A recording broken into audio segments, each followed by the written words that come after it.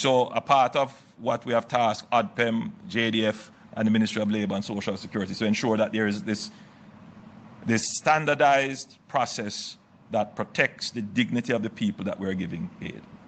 But as I was saying, we can't carry this on forever or for too long. At some point, we will transition to a voucher or a coupon system where instead of carrying the bag of relief items, you will get something that is equivalent to cash, and you can go to your nearest shop in your area where we will stock and supply them, and you get your items.